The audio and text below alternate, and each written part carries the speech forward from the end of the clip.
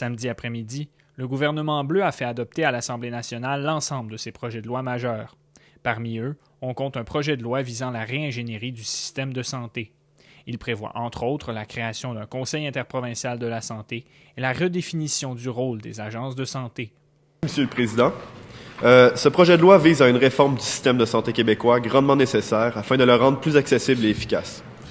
Cette réforme passe par l'instauration d'une méthode de travail interdisciplinaire au sein des établissements de santé. La ministre de l'Environnement, Andréanne Lemay-Mercier, a quant à elle déposé un projet de loi sur les matières résiduelles. Ce projet de loi vise à repenser la gestion des matières résiduelles en vue de valoriser les déchets et de s'approcher d'un modèle d'économie circulaire. La mission ultime est de réduire considérablement les déchets en optimisant les 3 RV, soit la réduction, la réutilisation, le recyclage et la valorisation. Pour favoriser l'accès aux informations gouvernementales à la population, les Bleus ont déposé un projet de loi sur la transparence et l'ouverture du gouvernement.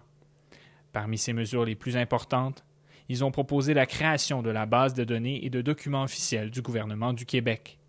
Le principe est d'inverser la logique actuelle. Tous les documents gouvernementaux doivent désormais être libres d'accès à la population. Ce ne sont que les documents critiques qu'il faut garder confidentiels.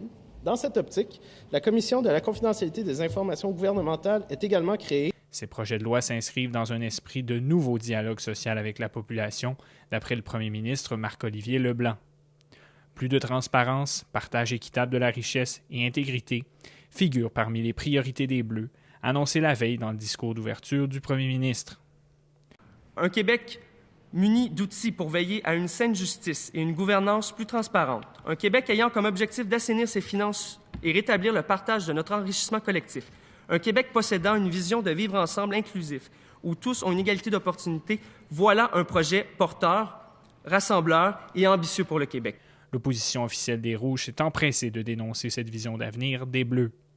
Monsieur le Président, que le gouvernement bleu se le tienne pour dit, les Rouges n'accepteront sous aucune circonstance ni aucune condition de laisser les Bleus prendre en otage le futur des Québécois. En soirée samedi, c'est le nouveau gouvernement rouge qui a été assermenté. Le cabinet Hunter Meunier compte 29 ministres.